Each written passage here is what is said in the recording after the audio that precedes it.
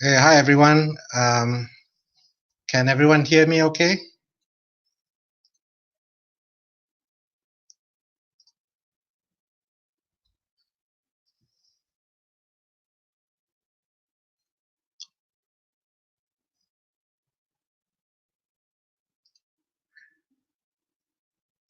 All right, I'm bringing in the speakers.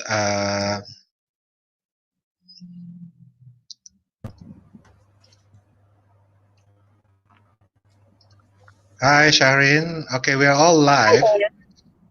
Let me bring in Shanti. Um, and let me bring in Jaya. All right. Okay, Jaya is not cooperating. uh, Jaya, Yeah, can you hear us? I can hear you. We can hear you.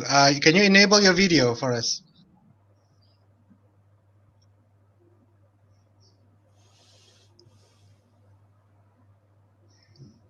Hold on.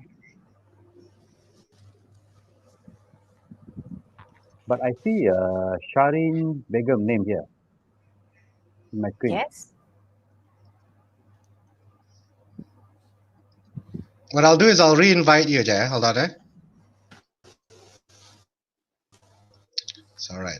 Some technical difficulties are expected. Um, let's try that again. And once we have him in, we'll give it a roll. Go.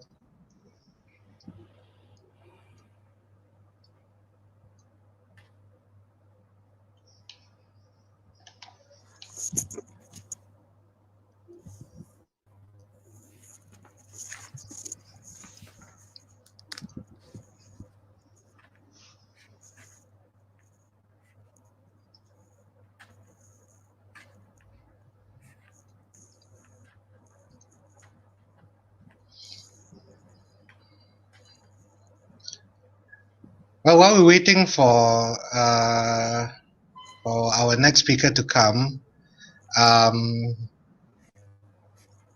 you can answer the poll. The poll is at the bottom of the screen, but you don't get it if you're on Facebook or on YouTube. You get it only on Crowdcast. Just for us to crowdsource a little bit of statistics while the forum is going on.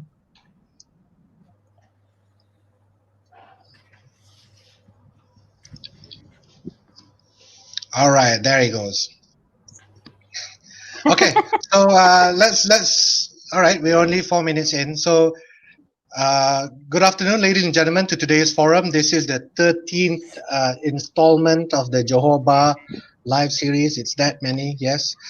We are unfortunately still under the movement control order, rather the conditional MCO. But as the saying goes, the show must go on. And as per the usual with all our webinars, while we are waiting for members to trickle in into the various streams that we have, which now stands about 34. A little briefing from yours truly. Number one, this forum carries 2 CPD points. If you want it, if you need it, make sure you fill in the attendance link, which I will give at the end of this talk. If you're on Crowdcast, it'll be down here. If you're in on Facebook, it'll be in the chat over there. And if you have any questions or comments, please direct them in the chat, and we will somehow, if it's relevant, we'll have the speakers answer them. There is also, like I said before, there's a poll being taken in Crowdcast, so if you can answer those questions so that we can get a general feel, general of your comments towards the amendments. Now, with all that said, let me introduce to you our speakers for today. All of them have a collective experience of 50 years of court experience between them. First is our Ms. Shireen Begum. She is our Madam Chairman, and she's been hard at work in dealing with the courts, the land office, the local councils, etc., to address issues raised by members in light of this MCO. She's also the reason that we've had 25 circulars during this MCO, which thank you, you know. And next is Mr. Jayabalan. R. Jayabalan is our former chairman of the Johor Bar. He may be thankful he's not the current chairman in dealing with all this disaster. But Mr. Jaya has directed his service from the Johor Bar, now serves as the chairman of the Small Firms Committee, so some exciting things going on there as well. Yeah. Finally, Ms. Shanti Balachandran, she sits on the Bar Council as the Johor Bar Rep.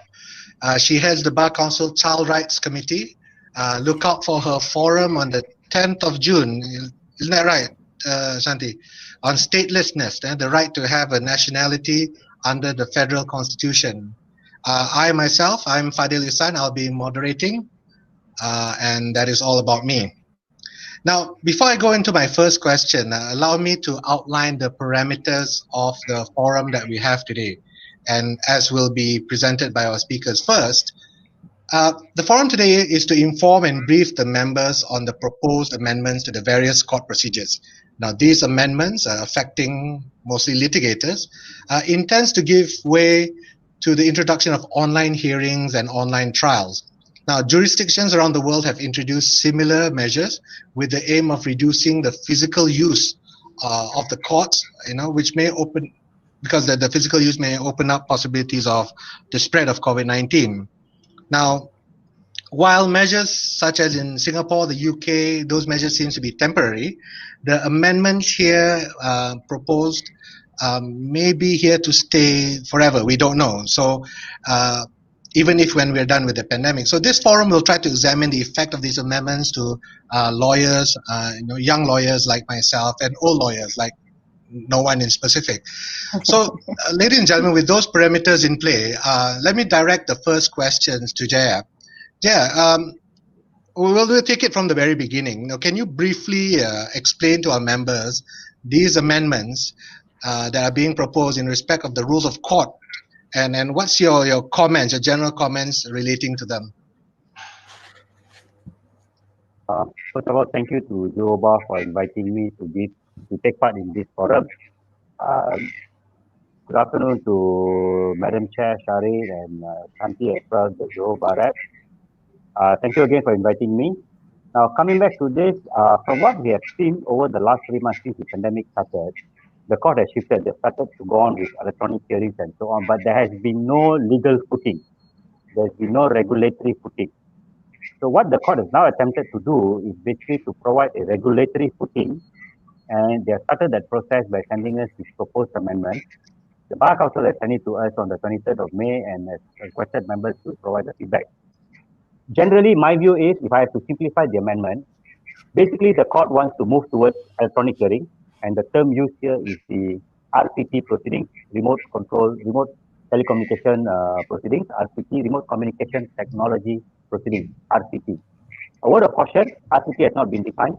RCT is going to be defined in the Court of Judicature Act. What kind of RCT will be applied? It could be Zoom, it could be Skype and so on. We do not know yet, but it will be approved by the CJ from what the proposed amendments are saying. The biggest shift will be, it will be given by the court on its own motion and without the consent of the parties. I think that is the biggest change that we have seen. All the while, although RCT proceedings have been taking place, but it has always been subject to consent, or at least, they expect you to inform whether you are consented to it or not. But now there's no more consent.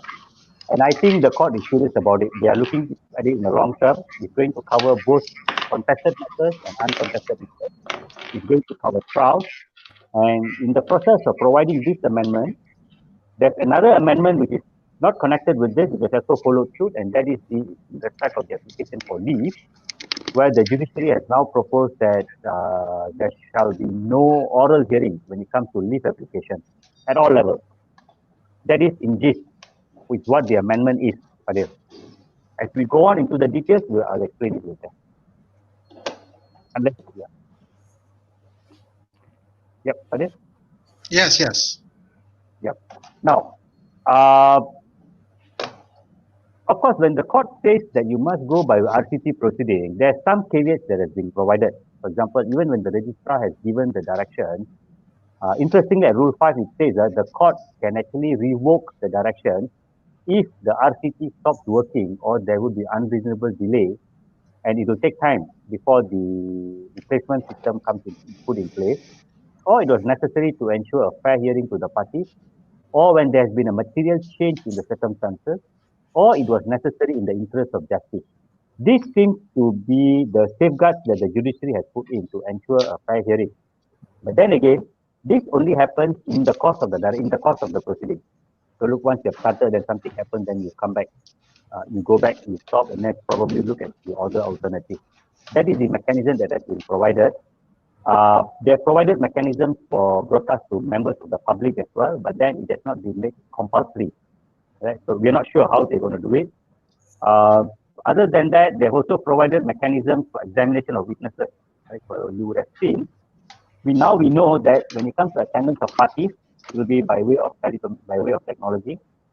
When it comes to evidence of the witness, it is going to be from a specified place at a specified time.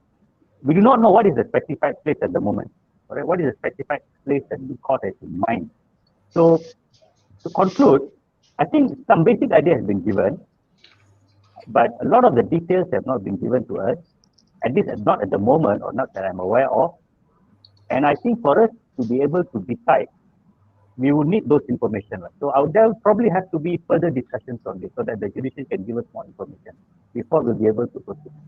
My thinking is, whatever that we can think of, it would probably be, the judiciary would have thought about it as well. Come on, let's be very frank about it. The judiciary would have thought about it. They may have some ideas as to how to deal with this specification, but it will be good if those can be provided to the bar, to the lawyer, so that we can provide our input on that as well. That would be all for this for now. Okay. All right. So when it comes to, I think since the second question is when it comes to trial, maybe I can direct this to Shanti first. Shanti, with these amendments in play, how does it, when it comes to trial, what are your views in relation to trial dynamics, in relation to the handling of witnesses and other factors? Thank you, Dale. A very good afternoon, fellow panelists and everyone watching. Before I start, I would like to state that whatever discussed here is my personal views and not to be construed as the views of the Bar Council. I think COVID-19 has brought a wave of change wherein this global pandemic has affected our bread and butter. I think since mid-March 2020, our legal practice has come to a halt, and legal fraternity and the courts were not classified as essential services. And as a result of this, many matters were adjourned and some have even been fixed next year. So many firms are now facing financial hardships due to the prolonged lockdown during the MCO and CMCO period. And some firms are even considering downsizing and even shutting down. So all these things are affecting us lawyers. The other thing is, some time back, we did watch a live broadcast of an interlocutory appeal at Court of Appeal, where lawyers conducted the interlocutory appeal hearing online. So that gave us an indication on how things were going to move forward. And now, in view of public health and safety concerns, judiciary is now proposing for an online remote hearing on how trials will be conducted online. So looking at this and the proposed amendments, what are the advantages and disadvantages of having this remote trial hearing? Okay, one of the things that I can see is it would be cost effective. For example, with an online hearing, a lawyer in JB will be able to conduct a trial in Penang or anywhere in Malaysia without leaving the comforts of his home. So that means there will be a big savings for the client in terms of disbursements, savings of hotel accommodation, transportation costs as for the client. And as far as us lawyers, I think we spend a lot of time traveling, and this will be time efficiency because we can actually conduct another trial or even do our legal work at the office. So these are the two things that I can foresee. The third thing is with the MCO and CMCO, there has been limitations on interstate movement. So by having these online sessions, lawyers will be able to conduct trials without any limitation. So that would be a plus point on as far as online hearings are concerned. If you look at the proposal, they have actually proposed to use platforms like Skype, Zoom, Microsoft Teams, Cisco. All these platforms are actually free for participants and are quite easy to use. The fifth point I can think of is the financial implication of COVID-19. Lawyers can now proceed with court matters. We can actually collect our fees. And I think many legal firms are facing financial constraints when matters are adjourned and we're not able to bill our clients. I think we have to take a reality check here. Courts are having staggered sittings, and we don't know how long this pandemic will last. It could take 6 months, it could go on to a year.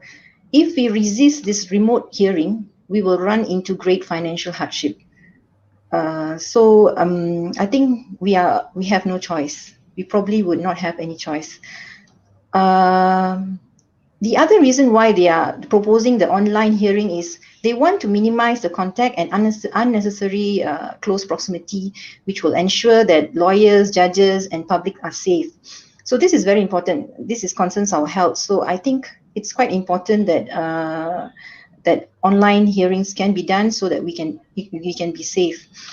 And with judges working on rotation, it actually provides a quick access to justice system where matters can be disposed speedily, and I think justice will be served. So these are the advantages which I can see in respect of the online hearing. Now, what are the issues that need to be addressed in view of this new dynamic online trials? Okay, we don't know if this is a temporary measure, whether remote hearings will continue after COVID-19, and we are not told of the mechanism in place for an online hearing. From what I can see, courts are moving forward with the proposed amendments of the rules. That itself indicates or gives us a sign that this is going to be a new norm for us lawyers. So we are unclear, but the problem is here, we are unclear of the procedures which will be adopted in carrying on this online session.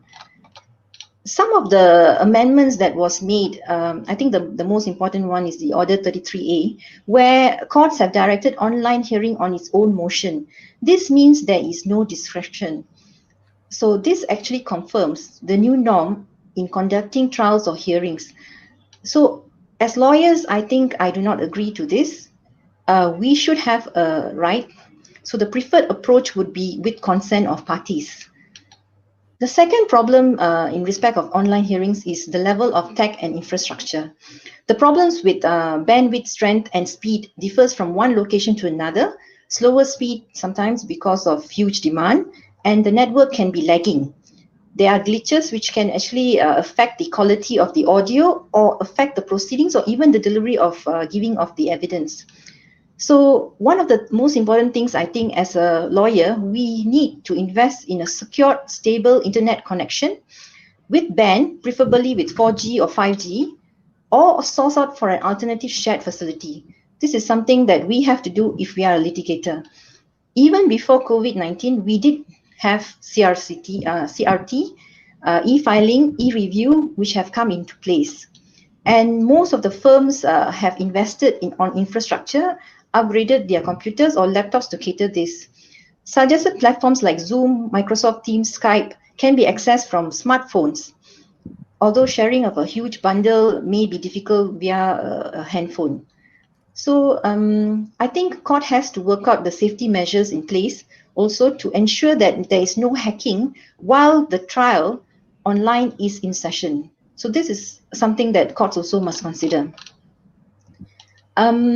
I think much has been said in respect of evidence and examination of witnesses through this new system.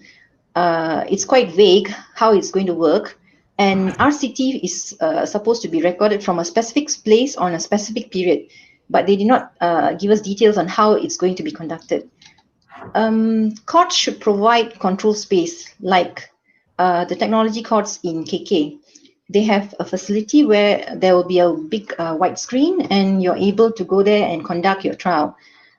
The videos or cameras must be placed in a manner wherein it's not just a headshot of the witness, but the judge is able to view the room where the witnesses have been placed. So if that's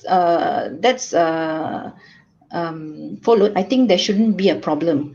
If witnesses are giving evidence from the comforts of a home or office, I think there is a danger of witnesses being coached because you can always receive a WhatsApp message or a chat message on how to frame his answers. In fact, in the Zoom app itself, you can see there are chat box and messages can be actually forwarded. So court must take preventive steps on how they want to control the location where the witness is being placed. So this is one of the things which concerns me. The other thing which I'm also concerned is when we need to also establish the identity of the witness. If a person is coming to give, who's going to do that? You know, where you're going to place the witness in this location, and if it's not in the court, it's a office or a home, then someone must be there to establish the identity of the witness. And if the witness is giving evidence on behalf of the company, a letter of authority probably would have to be provided. And whether the witness, things like whether the witness is going to give evidence in Bahasa or other languages, all has to be sorted out earlier and verified. So all this has to be considered. The third thing is courts also must ensure that witnesses are not able to bring anything into the space allocated. For example, handphone, laptop, iPad, all except for the original documents which may be needed to be tendered. Okay, I'd like to share a case where a defendant gave, this is my personal matter, where a defendant had given evidence in Bahasa, had brought in an EIC with Chinese writing all over it. So the bundles also had markings in Chinese. Just like a physical court, the court should ensure that witnesses do not carry with them materials which would prejudice the fair trial or hearings of a matter. So this is very important, and care must be taken to prevent any form of witness tampering. While the witness is waiting for his turn, or when he's giving his evidence, the witness should not receive any communication from anyone or make any communication, not be able to make any communications to anyone outside the room. So this is also very important to ensure there's a just and fair trial. Other issues is what happens, where will the other witnesses be placed? Supposing in a matter we have 4 witnesses and the first witness is giving evidence, where would you place the other 3 witnesses? So this also has to be considered, and whether they will be supervised. So these are the few things that I can see. In a paper prepared by Dato' Ambigas and her team, she had made recommendations for independent remote location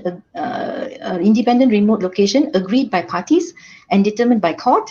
She says, taking into account cost and convenience of the location of the witness, availability of technology and facilities. This is one of the suggestions that has been made. But of course, there is a concern whether these charges for this type of facilities will be borne by the the plaintiff or the litigant. She has also suggested in this paper that the independent supervising officer makes an affirmation that he is present at all times at the remote location, that the witnesses do not make or receive any communication until the witnesses are released, and it's a duty of the supervising officer to confirm the identity of the witnesses, verify whether he understands the language, and ensure whether the witnesses possess any materials that could prejudice the fair trial. So all this is some things that court has to consider. And my main concern is, during this COVID, the litigants are already also suffering financial hardship.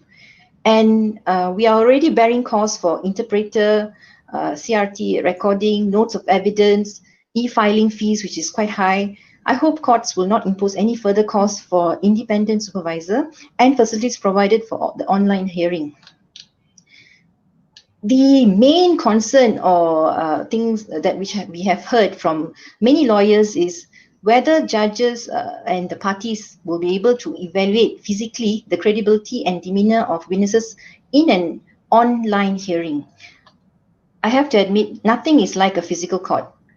For example, I like to share, in one of these matters which I had before, a plaintiff is a PI case where the plaintiff was on crutches and he appeared to be struggling to walk and sit in the witness box. The irony of it is when the witness was released, after an hour, he had suddenly walked out without the crutches. So these are the little things that we may not be able to catch with an online hearing. Having said that, the videos or cameras must be placed in a manner, like I said just now, it should not be just a headshot, but judges must be able to view the entire room where the witness is being placed. Unlike the physical courts, I think it will limit our advocacy skills in physical courts because of the online constraints. There would be a lack of eye contact during cross-examination, maybe another factor which we will not be able to tell whether the witness is actually telling the truth. The other problems which I can foresee is tendering of documents in PDF form, especially where lawyers are not able to inspect documents which have been tendered during the trial. For example, documents which are placed in bundle C. Okay, supposing you have I'm talking about things like negative. In an accident case, you'll probably be looking at negative, and a negative might be showing you 10 pictures, where else the bundle only shows you 6. So this might be a challenge. There could be issues on clarity of images, authenticity of documents tendered. So I think courts have to look at another way where documents have to be verified prior to the hearing. Maybe it can be settled during the case management.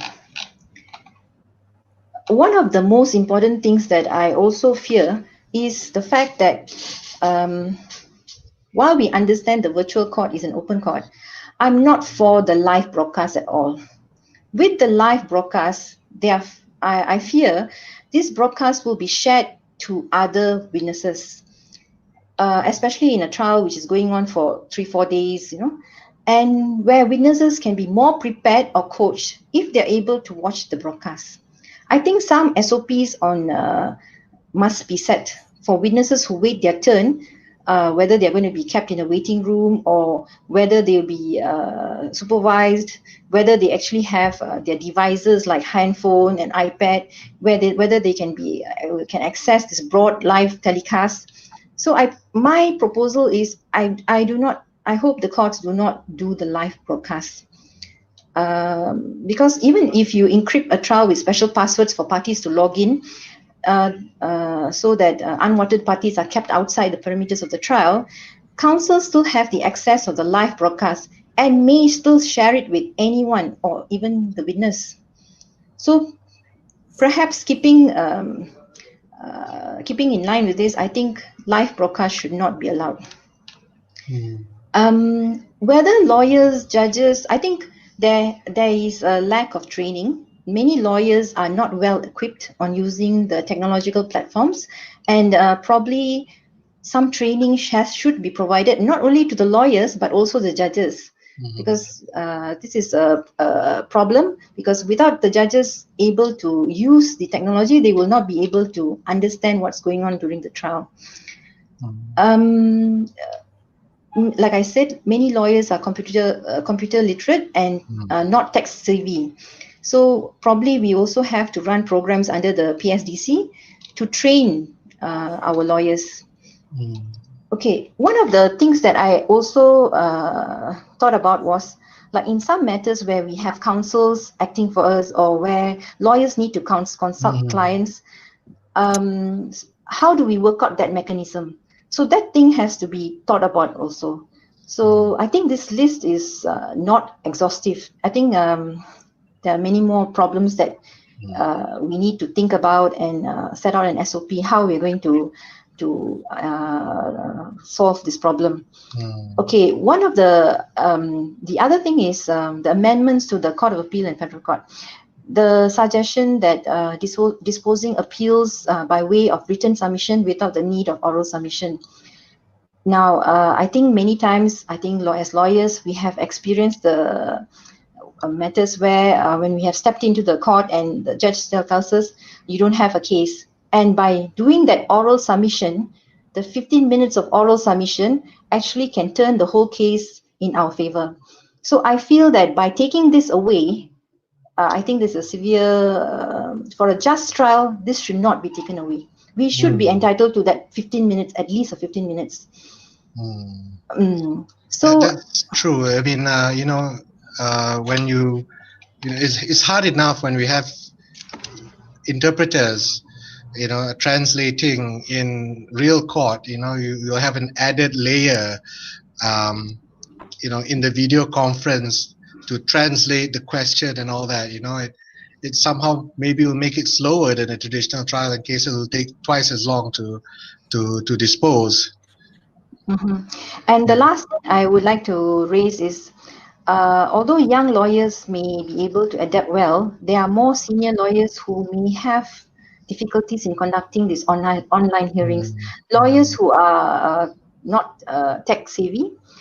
And in fact, I know firms who are actually getting their chambering students and clerks to handle e-filing and e-review. These lawyers are not familiar and will have difficulties to adapt with this new norm. So if this online hearing is a new norm, these lawyers will probably have to close down and do convincing. So this is something serious. I think we do have to look at it and see how we can move forward. Okay, thank you, Shanti. Now that we've taken a look at trials, I think we need to look at the significant amendments in respect of the appellate court rules. I think let's switch gears to Shahrin. Can we have, can you outline for us the amendments to the Court of Appeal and the Federal Court rules and your comments there as well? Yeah, thank you very much, Dale. Like Santi, I would also like to put on record that my views here are purely mine. They do not reflect the views of the Bar Council, neither do they reflect the views of the Johor Bar Committee. Okay, now concerning the amendments to the appellate courts, you have the amendments to the rules of the Federal Court, and then you also have amendments to the rules of the Court of Appeal. Essentially, there are 4 amendments for both sets of rules. And in nature, they are the same. So I'm just going to go through them simultaneously to avoid any repetition. So if we take the rules of the Court of Appeal as a starting point, the first amendment that they want to introduce is introduction of Rule 28A to include a new sub-rule. This which effectively removes the requirement or the opportunity to make oral submissions. They are just going to decide on your written submissions and make a decision on that. And similarly, you have a similar corresponding amendment insofar as the rules of the Federal Court are concerned. This would be to include new sub-rules 5 and 6 to Rule 107. Where sub-rule 5 is identical to Rule 28A of the Rules of the Court of Appeal, but sub-rule 6 makes that decision whether you're going to be allowed leave to appeal or not a final decision, and it is conclusive. There will be no rehearing unless the court or the leave panel decides that there are exceptional circumstances. As you can see, both of these have got very far-reaching repercussions. Santi just highlighted just how important oral submissions are, the physical presence is in court. And this takes on a greater importance when it comes to matters where you're applying for leave, where you do not have an automatic right to appeal. Now, sometimes in written submissions, you may think that you have put across your point effectively, but the difficulties a judge or a panel of judges faces in understanding your point is only highlighted during the course of oral submissions. And it's only at that point in time that you are able to address the judge's concerns, change tack if necessary, and then approach from a completely different angle or a new angle. Now, if we look at the justification by the judiciary in introducing this new provision, is they say it's to save time, to clear the backlog, and also they say it is to give counsels opportunity or longer time to make a more in-depth research or getting up into their submissions. And that way, they are not rushed during submissions. To me, that is not a sufficient enough explanation or justification. As it is, when we go to the Court of Appeal, when we go to the federal court, we go prepared. And we put in as thorough as possible a submission as far as the written submissions are concerned. And insofar as they're concerned for time, that can be easily taken care of by just allocating time. That means each application for leave, you take no longer, each party takes no longer than 20 minutes to submit or something like that. That can actually be done. And again, as you can see, none of this has got, requires the parties to consent. That right is taken away from the parties without so much as having a say as to whether they are required or whether they wish to make oral submissions or not. Now, as far as their justification, if you look at the amendments to the Rules of Court 2012, as well as the appellate courts, they say that they have referred or modeled these proposals on the Singapore's COVID-19 Temporary Measures Act of 2020, in particular Section 28. But if you have a look at Section 28, Section 28 preserves parties' right to refuse to consent. It is subject to consent. Parties must consent.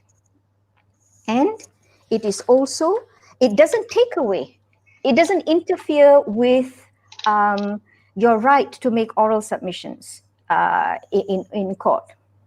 It doesn't take that. And of course, as the Singapore COVID-19 Act is concerned, throughout that statute, insofar when, in particular, with particular reference to court matters and Sharia matters, they say that whatever decision the court makes or discretion the court exercises, must always be in the interest of justice. One look at the proposed amendments that has been rolled out for us to consider, both in terms of the Rules of Court 2012 and the appellate court provisions, the phrase "in the interest of justice" is absent. It's glaringly absent. And if we go on to the other provisions in the appellate courts, for the Rules of Court of Appeal, you have a substitution for the Rule 89. This now says that you, a party, may apply to have online hearings on a public holiday or a weekday holiday, which is actually preceded by a written request. So it is up to the parties whether you want to do it or not. And there is a similar and corresponding provision insofar as the rules of the federal court is concerned. That would be Rule 122. Now, moving on to Rule 95A. Now, this is a completely new provision. It's a completely new provision, and it relates to the conduct of RCT proceedings. Now, as far as RCT proceedings is, it is either the court on its own motion makes that decision, or the parties may apply for it. Now, let's say the parties don't apply for it. The court is still at liberty to make that decision on its own motion. Similarly, in the rules of the federal court, the new rule 127A. And in neither of these two provisions is any method or any avenue provided for parties to be heard before the court can decide you have to go by way of an online hearing, or you have to we do not want to hear you, or you have to go by way of an online hearing, so you are not given a chance to be heard. Now that goes squarely against the principles of natural justice. A court can only make a decision in exercise of a discretion.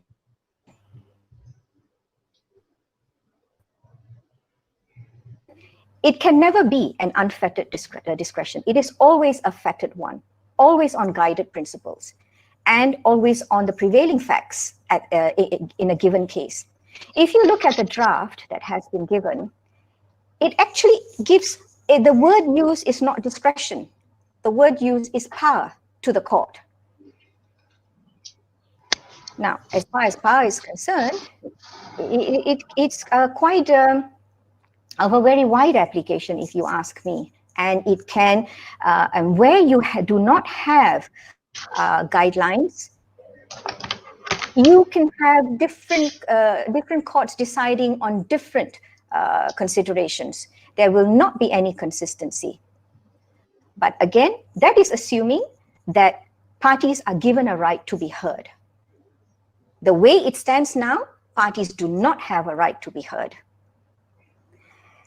And another far-reaching amendment would be to Rule 77 of the Rules of the Court of Appeal Act and the corresponding rule, which is Rule 110 in the Rules of the Federal Court, where originally the powers were given to the President of the Court of Appeal and the Chief Justice concerning the Federal Court only to make directions pertaining to matters concerning the registry. Now, that power, that power is now extended to court matters as well. So it's not just registry, but it's court matters as well. That when it comes to registry, it is understandable when you say that either the President or the Chief Justice can make such directions, because it pertains to the administrative factors, like how you would do your online or e-filing or your e-review. Those are all pertaining to administrative matters. But even with e-filing, with e-review, parties have a right to be heard, and parties are heard. And it's only after hearing parties that certain directions are given. But in this matter, in this proposed amendments to the respective rules I just referred to, the power is given to the President and the Chief Justice pertaining to court. That means how court matters are going to be conducted. Trials, applications, all the different types of proceedings. And what must be noticed, what must be observed here is, so far the amendments that have been proposed refer to civil suits, civil actions at this point in time. They haven't proposed amendments pertaining to criminal proceedings as yet, but I'm sure that that will come soon enough. Yeah. Now, I completely agree with both Jayabalan and Santi that this is something which the judiciary will roll out. And however, I am inclined to think that because the proposals are to the rules of Court 2012, they will be permanent in nature. It is not a public health. It is not contained within a public health situation. It's not. It's going to be permanent. And once we put something like this into effect, you know, without further discussion, like Jayapalan pointed out, without fine-tuning, without understanding what are the mechanisms that you're going to put into place to protect, and like Santi pointed out, you know, how are you going to preserve the sanctity of the evidence to prevent any abuse, which will happen now more. It's not to say that abuse is not happening now. It's not to say that parties cannot prepare their next witness, because you already have the benefit of your notes. You also have the benefit of recordings. There's nothing to stop you from actually preparing your next witness. But there is still an opportunity to control it. But here, without any control mechanisms, it is going to be blow apart, especially if there's going to be a broadcasting without any control, and everyone can tap into it. Now, as far as what I could propose or have in mind. Okay, before I go into that, Santi referred to a paper that was drawn up by Dato' Ambika and her team, which I think now has been shared on the Malaysian Bar Practitioners by one of the team members itself. And if you have a look at that, there's a whole series of proposals. And one of the proposals there, basically what they do is to give you two options. Yeah, one is option one, which is you contain it to a public health situation.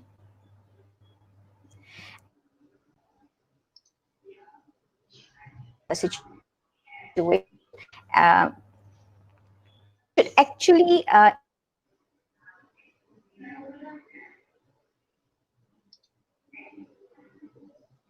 think we're having some connection issues. Aaron, can you hear us?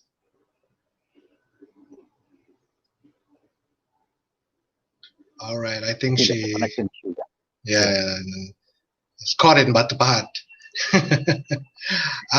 Okay, while we wait for her connection to restore, I think maybe let's address some questions. Like Jaya, for example, with all these issues of consent and no oral submissions and technology issues and witness tampering, etc., do you think we should totally oppose this, this amendment, or this action that's being taken?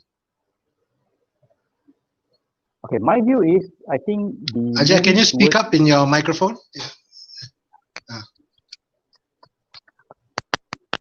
Yeah. Me? Okay, better.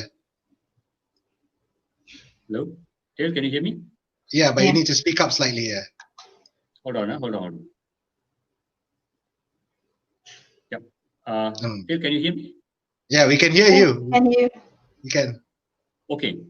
My view is, let me just check the mic. Okay, the direction towards e-hearing is something that is inevitable. It is happening in all the jurisdictions. It's for the benefit of the members. I'm still having problem. I need some signs that Dale, if you guys can hear me. We can hear you, but it's very soft. Hold on. Maybe put it closer to your mouth. That would help.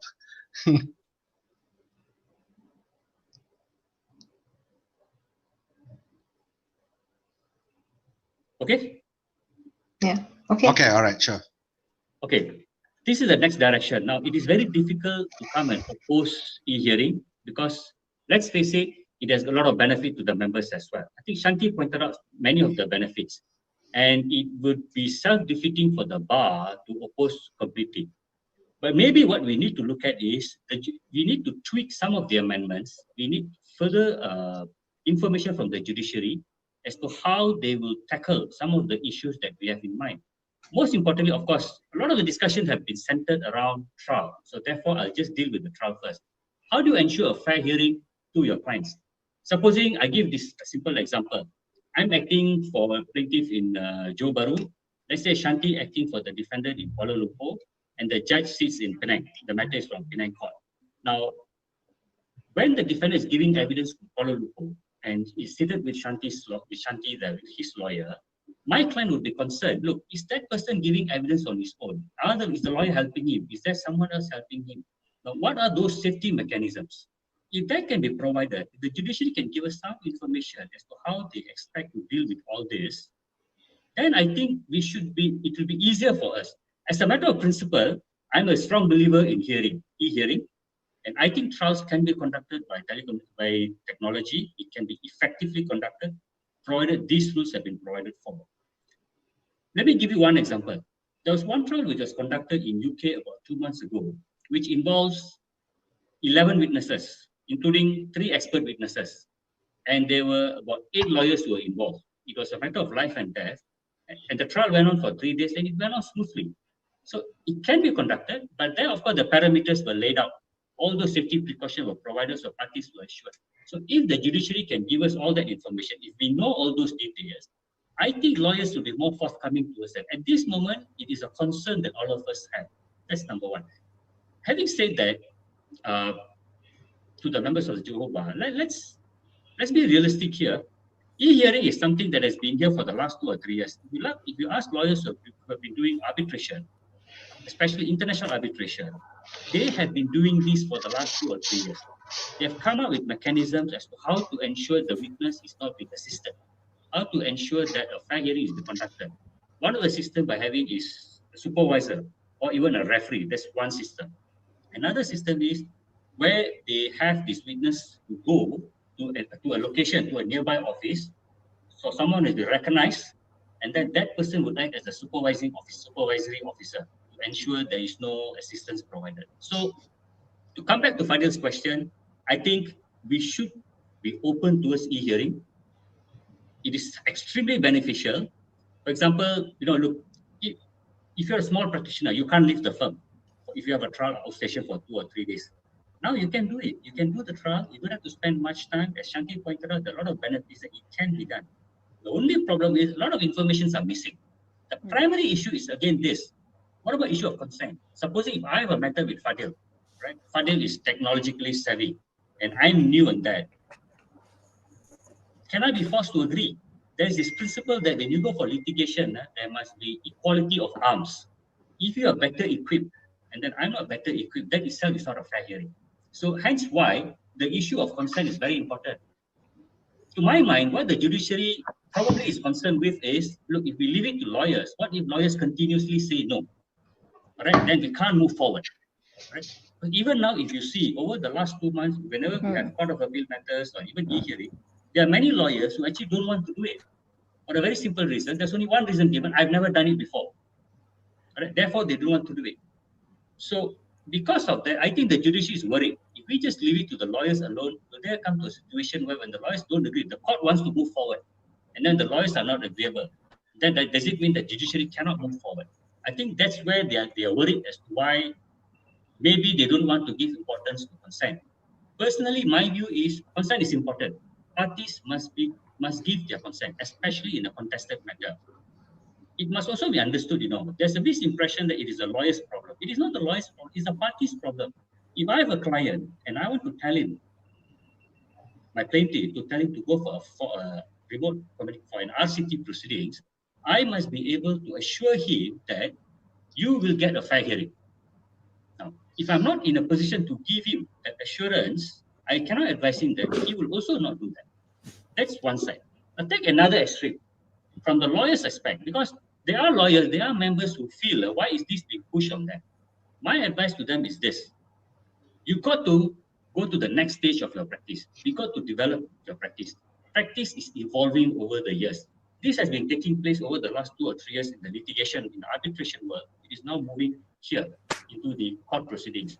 If you want to move to next forward, you want to compete with the bigger firms, you want to be more competent, you want to be more attractive to your clients, I think you got to be more receptive to this.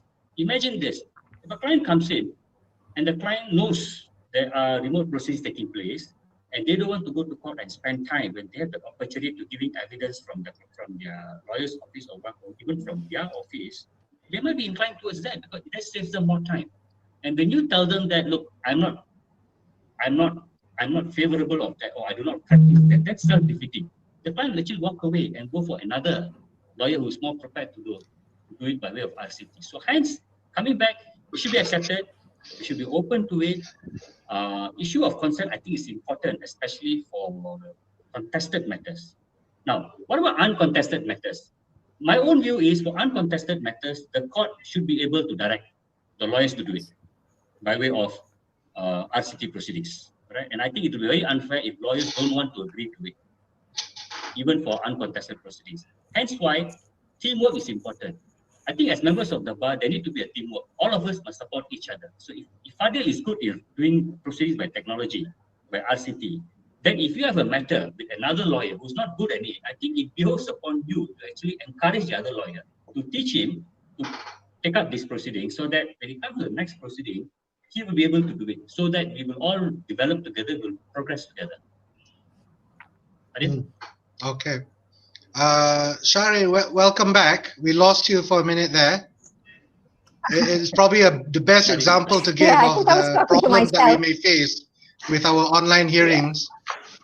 I think I was talking to myself for a moment. Please continue.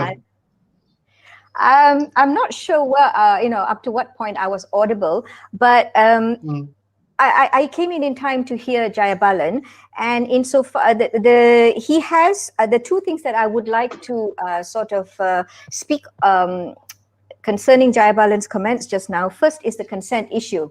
All right. Now, so far, if you look at the directions or the practice directions or directives that have been issued during the MCO and CMCO period, you will see that the online hearings were all subject to consent and restricted to interlocutory applications. Yeah, and that was basically a recommendation that the bar made. It be restricted in that context. So the judiciary has been working with the bar so far. All right. So we actually need to continue working in that fashion, but make sure that whatever goes out, that we actually put out our propositions, our proposals for the judiciary to consider. Coming back to the issue of consent, that is why earlier on when I was speaking earlier, I said that there has to be an opportunity for parties to be heard before the court can decide whether to allow a particular proceeding to proceed online or otherwise. That will also take care of the issue of a counsel unreasonably withholding consent. After hearing parties, the court is in a position to make that decision. Without giving parties an opportunity to be heard, whether or not a refusal is reasonable or not, you just can't decide. It's going to be an arbitrary decision. And Jayabalan also highlighted that insofar as online hearings are concerned, there should be no issue with regards to uncontested proceedings. I am in complete agreement with that. As far as uncontested proceedings are concerned, what's the problem? Yeah. So as far as that's why when we are talking about online hearings, leaving aside the application aspect of the amendments, we now have to compile and approach different types of proceedings. So to begin with, we categorize them as contested and uncontested, right? So uncontested could be things like joint petitions, LA, probate, provided they are uncontested, uncontested foreclosure matters, summons for directions following an order for sale, all those kind of things can be dealt with effectively without a physical presence. So now coming to contested matters, again there you have two categories. One would be affidavit evidence, one would be direct evidence. as far as the affidavit evidence is concerned, you have them in the originating process, or you have them in interlocutory applications, right? So again, here, just looking at it, you might just say, so what's the problem? Everything is by way of affidavit. I can hear you online, yeah? But that may not necessarily be so clear-cut. Again, it goes back to just how prepared a particular firm is, and that goes back to the firm's affordability, the firm's finances, the firm's location, not only metropolitan. If you are talking about amending the rules, it's going to apply across the board, even in the smallest town, which may not have the infrastructure to support online hearings and to assist the legal profession or even the members of the bar in that particular area. Now, when it comes to oral evidence, oral evidence, I feel that the preferred way ought to be by physical presence. That ought to be the preferred way, with an alternative for online hearings. Again, subject to sorting out all the things that Santi and Jaya have actually highlighted. It is not sufficient to just say, this is how we're going to do it, without knowing how we are going to do it, without knowing how we are going to protect what the judiciary and the bar is all about, which is justice to the people, justice to our clients. We all have duties to our clients. Imagine, Jayabalan said just now, a particular, that you as counsel, you must be able to assure that your client has the benefit of all the antecedents of justice as you would get in a normal physical hearing. If something goes wrong and the sanctity of the proceedings is actually compromised, you can only imagine whose neck is going to be on that chopping block.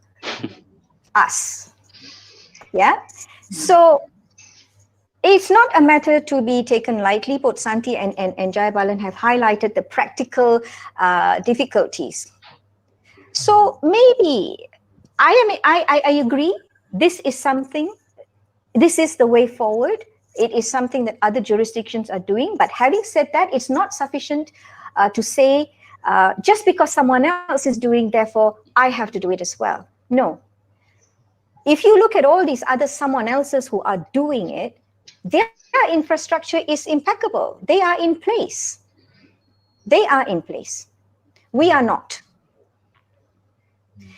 For me, I would prefer it if all the peripherals and all the support systems are set up first, understood, we are all educated, and that can only be done if we do it in a flexible atmosphere, which is what was suggested by way of practice directions, which allows us to improve our position, improve the system as we go along, without having to go back to Parliament each and every time we come across a stumbling block and we are stuck. Okay, so to me, that would be the way to go forward. And it must always be borne in mind, there cannot be an absolute power given to the courts. You cannot take away a party's right to be heard, because that would be in breach of the rules of natural justice. And there must always be a fettered discretion, always a fettered discretion. Dave, could I just add on that application for leave? Yeah, please. Shahrin just now referred to the explanatory note in respect of the application for leave. The court's justification is application for leave to the federal court, to the Court of Appeal, number one, and then to the federal court. You say that the reason why they're taking away oral submission is so that lawyers will have more time to prepare. Yes. And and then the quality of submission will improve. I mean, I find that quite funny, because If everyone starts sending a written submission, the judiciary will spend more time reading it. Not just that, you know. Yeah. Sorry. You go ahead. Yeah. Okay. Now, what is the danger in giving a lawyer 15 or 20 minutes in doing oral submission? I think ultimately the judiciary and the bar, I think we all accept the whole purpose of the court system is a Chief Justice. If you are going to spend another 15 minutes to ensure whether justice ought to be given or not, why should the person be deprived of it? Of course, other jurisdictions are doing it, all right? But then we are not talking about people on a comparable, we are not on equal level. I know there's the other arguments for that. But when it comes to application folly, as you know, when you go to application folly, it's a do or die mission. Yes. All right? Yes. It's not about lawyers going to court and wasting their time, or the court thinks that the quality of the submission is not up to the standard. Even if it is so, behind the lawyer is a client who has come to court expecting justice. He might be right, he might be wrong, but he's expecting an answer. I think it's only decent, it's only proper that that time is spent. And as I always ask, what are we rushing for? What is the purpose of rushing here? The moment the matter is at the Court of Appeal, the appeal will be disposed of, say, about within 6 months at the moment, if the grounds are ready. So giving another 15, there's no harm. One option is this. Another option that they can give is, we give you the automatic 15 minutes. Put in your written submissions. If the lawyer himself feels, look, I got nothing to submit, therefore I'm prepared to waive my 15 minutes, then it can be done. Because, you know, we always have the case management that is done 2 weeks before the hearing, right? At that stage, the TP will ask, how long do you need for oral submission? The lawyer can say, I'm pretty confident with my written submissions. Either way, I'm not taking up that option. Then fine, they can give the decision by way of email or whatever. In any event, that is not something new. Many years back, I think Shanti and Shahrin will remember, maybe 10 years ago, Court of Appeal had this practice. They amended the rules whereby application for leave, they never hear you, you know. You submit, you send in your application, there is a 3 panel, they will sit down. If all 3 of them are unanimous of the view, leave ought to be given, then they give you the leave automatically, no oral hearing. But if one of them is of the view or he has some issues, then it is fixed for hearing. Why not go back to that system? You save time. At the same time, you give option to the lawyers as to whether they want to do oral hearing or not. Because there are some lawyers, surprisingly, Shahrin and Shanti, there are many lawyers who are actually in favor of taking away the oral submission as well. You know why? Because they say, look, whenever we go there, they don't hear us anyway. Right? They give us 5 minutes. After 10 minutes, they cut us off. Most of the time, we think by the time they come out, they would have made up their mind. So why are you guys fighting so much for oral submission? It's not going to make any difference. All right? But those impressions, may be right, may be wrong. I'm inclined to think that they are not true, you know. I'm sure the judge would have given their time and so on. But nevertheless, behind every lawyer is a client. The client deserves his right to be heard. That must be given. I think the least that the judiciary can give to a litigant is, we give you 15 minutes, whatever it is.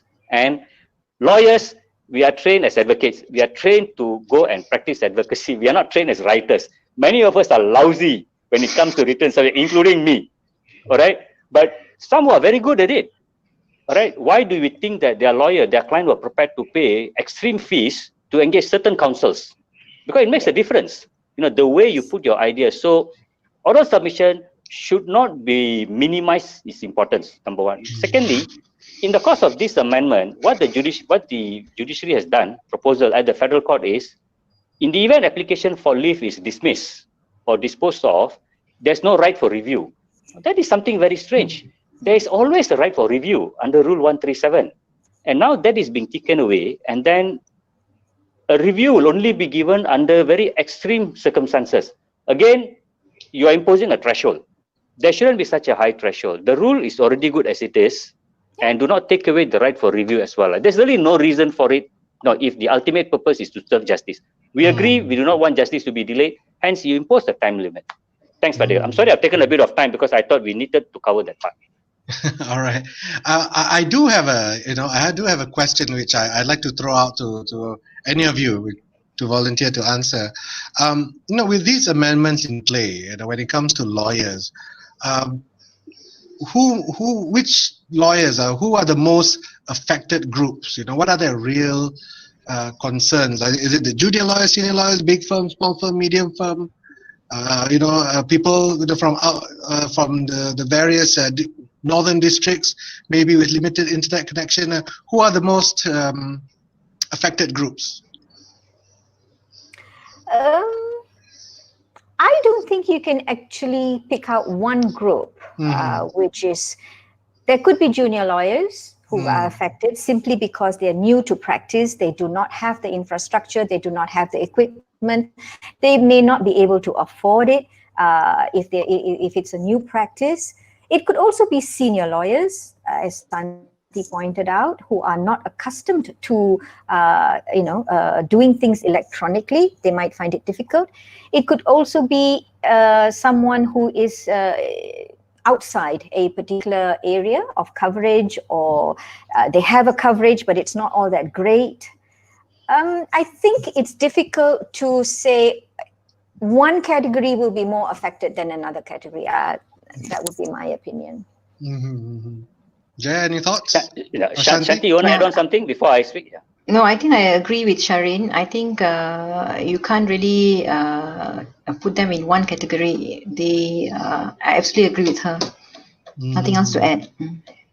Dale, I know there are many senior lawyers who are already thinking about retiring if this comes in. Because they feel, those who are probably 40 years in their practice or more than 40 years, they think that it is too late for them to learn. Right? And like, I'm not going to mention name, some of them, they have problems, they are not, when they speak, they're not loud enough, their hearing may have a problem, and then you are now asking them to talk to a computer screen. So they feel this is all too much for them. All right. So they say, I might be forced to retire or probably just leave my practice, number one. Now, my own view is, I think the youngsters, they have taken a liking to it, especially those in the first 10 years of their practice. Because over the last 10 years, technology has evolved very fast. So those who set up their firm within the last 10 years, when they set up their practice, they already had all these mechanisms, Google Meet, Hangout, document system. So they are very comfortable with the system. So they are not very surprised with this. And I think they are loving it. All right. People who are probably in the 20th and above that of our practice, because when we started, we didn't have all this. All right. But some of us have managed to learn over the years. Right? Some of us unfortunately didn't, because there are other lawyers who are doing it and all that. So those who in the very senior, I think they are worried about it. They are not taking a liking to this. And then those in the first 10 years of practice, I think they are looking forward for this.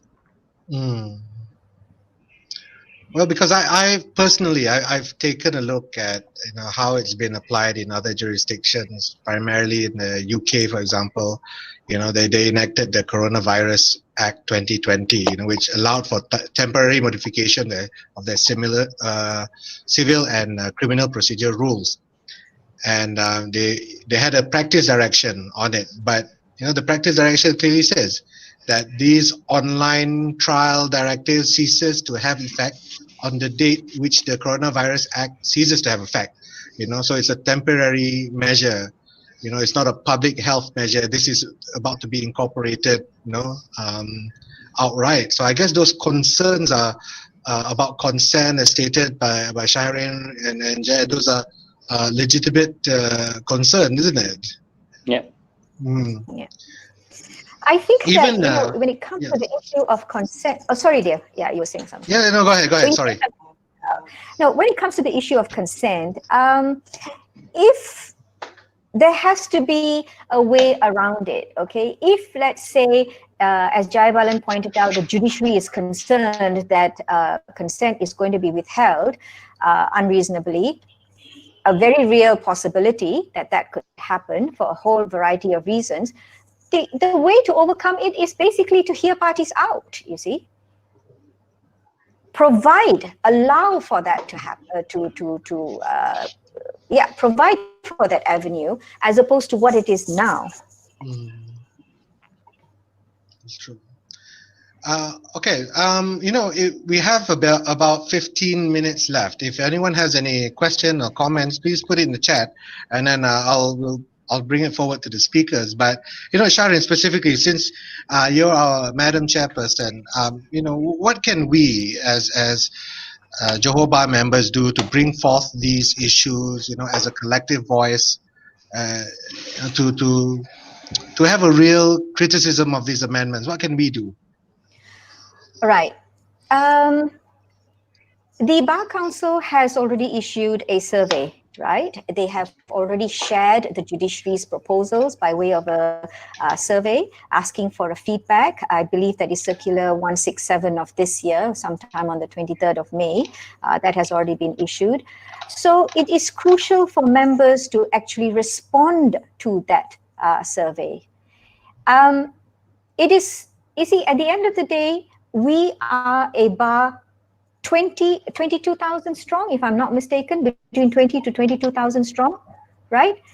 Imagine if at the end of the survey that we take, it's just several hundred that respond. So the impression that's going to be conveyed to the judiciary is like, well, you know, your greater majority has no issue. It's only a way it has been drafted. The Bar Council will fight. They will go forward. They will put forward alternatives and suggestions. But it needs the backing of the members of the bar, not just from Johor, but everywhere, to make their position that much stronger. The survey is one. Paul, Dale, I noticed that you actually set up a poll as far as this forum is concerned. Members can actually answer, respond to that poll. Or if you have any queries, any ideas, any suggestions that or alternatives, just email to the Johor Bar Secretariat. Those are all different ways that the members of the bar can actually assist. You have to be vocal. The time to be vocal is now, because if this thing goes through simply because it is perceived that the bar was not serious enough or didn't have issues with it, it is here to stay. Once the problems arise, it will be too late to do anything. It will be like crying over spilled milk. It will just be too late. And you must remember that the repercussions will be visited upon us, will be visited upon our clients. Justice at the end of the day is not to us lawyers personally, but to our clients, to members of the public. Actually, I'm quite interested to hear because among the three of you, what is the voice on the ground among the senior lawyers? Actually, do you view it as a there's a term called technophobia, a fear of technology, but I don't think it's that simple. But what is the voice on the ground? What are the real issues faced by the senior lawyers? My view is, I think some of us are being overly worried, right? Look, if you can use a smartphone, if you can do a video conferencing, you are good enough to do a video trial. At least the undisputed matters, right? At least the matters that are not contested. All of us are using smartphone. All of us, we know how to do a video conferencing, all right? That's good enough. Basically, that is what it is. It is only when you want to go one step further, all right? For example, you want to share documents, all right? You want to present document in certain ways. So all the judges will be looking at a certain document. That it requires a certain level of knowledge, which requires you reading up, some education is required. So members are not ready for that, especially those, the senior ones, maybe they feel there's a bit, it's a bit onerous on them to pick up. It's a bit too late for them to pick up on all this. But the feeling on the ground is, I think there is a fear that this is going to be something huge that's going to be fallen upon us. Technologically wise, my view is remote hearing, the basic idea of remote hearing is good, except the way it is presented, the necessary safeguards have been put in place. I don't think there's, if you tell lawyers anything that can expedite the disposal of the proceedings, all right, anything that expedite closure of a case, I think we all look forward to that because we know what it means. The more files you close, the turnover will be higher. Your fees will be higher. You can move on to the next file and so on. The only thing is not enough information has been provided, especially as to our worries. If those have been given, I think there will be a very good reception to this. Many years back, a lot of us actually fought against e-filing, saying that we are not ready for this. Right? Now we cannot live without it because we know you can file early morning, you can file late night. You don't have to go to the counter. Our boys used to go and register those days and wait at the counter for 2 or 3 hours. Sharin would know if you want to file a matter for certificate of urgency, basically you'll spend 7 hours in front of the registrar's room. The whole day will be seated there. Now nothing. Yeah. You just pay extra 80 ringgit and you get it done within hours. So it is good. The idea is good. I think we should not be overly worried. But what we are more concerned with, the regulatory framework, I think it must be very specific. All our concerns must be addressed. If that is provided, I think the bar is progressive. Many members will pick it up. Sharon, do you have anything to input, or Santi? I think, Sharon, can I go first? Yeah, go ahead. Okay, I think lawyers, we are quite resilient, and I think we always adapt to changes in law, changes in rules, and like Jaya said, changes in the e-filing system. We adapted. So I think as long as there are safety precautions which are actually put in place to ensure a just trial, I think we can actually get used to this. And I think I strongly urge members to come back with their comments. If you have a better proposal, please come back. Please email to JBC or Bar Council. Let us know what you have to say. This is the time. After this, we will not have an opportunity. So please make use of this opportunity. In fact, if I may add, on my side, I've taken the liberty of looking at a few case laws. In Malaysia, there's only one by Justice Wong, SS Precast and Serba Dynamic, which looked into the validity of hearings done by Skype. Although an examination of it was taken into, in the end, the court ruled, because both parties consented to it, it's invalid. But in other jurisdictions, there's already 4 published case laws on that in the UK. The court had rejected the use of online trials for reasons such as where the demeanor of the witness will play a significant part in determining the allegation. In that particular case, it was an allegation of fraud and forgery. In another case, the court ruled that the physical presence before a judge in a courtroom, the allegations can be properly cross-examined and tested by detailed evidence. So that was important for physical presence. And finally, the other one was, where the testimony is so sensitive. When it came to child witnesses, for example, it was necessary that the child be present so that there's no form of coercion or form of duress on the child in answering questions. I think this would relate to maybe adoption or custody matters and all that. So I think it's pretty consistent from jurisdictions that have already enacted such provisions. They are facing these issues, and maybe the amendments can address these before we have our own barrage of challenges and appeals to undo it. So, okay. So, Dale, yeah. If I add I think we all agree that conventional hearing is the gold standard. Open court hearing is the gold standard. Nothing matches. You can have the best e-hearing, but if you're given a choice, we all want to go and do it in open court. That is the gold standard. Yes. This is just an alternative that the judiciary is trying it out. And, the other jurisdictions are doing it during the corona period, but I think our judiciary wants to extend it further. It may not be possible for all right?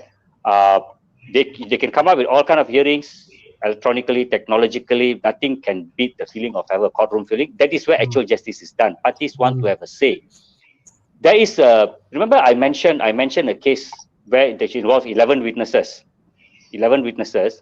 The trial was commented as the first technological trial that really went through. But later, the litigant who lost in the case, she was asked, what do you feel about the trial? She felt the priority was so much into ensuring the trial was smooth technologically instead of paying attention to her problem. Correct? So she came up, we felt that I had second feeling for agreeing to this. Correct? But of course, in her case, there was urgency, so they had no choice to do it. So I think litigants shouldn't have that feeling. Hence why all this information must be provided. Coming back to the decision that you gave, that you referred to, I believe it is a decision by Justice KK Wong. Oh, sorry, yes. Wong KK. He actually went on further, if I'm not mistaken. He also said, even if the parties had not agreed, the court has the jurisdiction to order hearing by remote proceedings. So therein lies the danger. I think there is a view that the court has got the jurisdiction. Even now, even when the parties have not agreed, parties are refusing to give their consent. So that could be the reason why the judiciary now, in the rules that they have proposed, they're saying that even on their motion they can give it. So if we take a strong position, if all of us say we do not agree to it, then I wonder what will be the next step. What will happen, is it? The judiciary might take the position they've got the power to do it. Yes. Right. So in which case the bar will lose the bargaining power. Yeah. So the solution. Yeah, so the answer to that really is to allow parties to ventilate their respective positions, and then the court makes the decision. Hear them out first and then decide. Dale, before you wrap up, there are two things that I just want to touch on, if I may. One is, Jayabalan said the gold standard is always the conventional hearing, the conventional method. But if you look at the way the rules are being proposed, it's like as if there's a shift that where the online hearing now becomes the gold standard, and the conventional way is something to fall back on in the event the online hearing cannot take place. The whole thing is turned. It is very nicely phrased that online is an alternative, but if you look at all the powers that are given to the court, that's just not what it is. And the second thing that Jayabalan mentioned just now was, how we all got used to e-filing, and that really is a very good example as to how e-filing was implemented. When e-filing was implemented, the rules. It was implemented first, right? Rolled out in sections, expanded. Eventually, the rules were then amended to incorporate electronic filing when all the, nicks and knots had been ironed out. That is a very good example of doing it, experiencing it, coming up with a close to infallible system, and then amending the rules. That's just what I wanted to say there. Thank you. Okay, so we're already at the tail end of our forum. We managed to finish on time. There's no really much questions, but again, to reiterate, if you feel very strongly about these amendments, please do respond to the Malaysian Bar's request for comments from members. I think if they were to forward it to the Johor Bar, like Shahrin stated just now, I think we can also help convey it to the relevant bodies as well for their consideration. Ladies and gentlemen, the attendance link is at the bottom of the screen if you're on Crowdcast, and it's in the chat. If you're in Facebook, make sure you fill up the attendance form. It will be up for 20 minutes, so that's for your CPD points redemption. So, ladies and gentlemen, thank you. Thank you for your time, Shanti, Jaya, Shahrin. We hope to see you again in the next forum. All right. Have a nice evening, Shahrin. everyone. Thanks, Shanti. Thanks, Thanks, Fadil. Jaya. everyone. Thanks, Bye-bye. Shahrin. Thank you very much. Thank you. Bye. Thank you.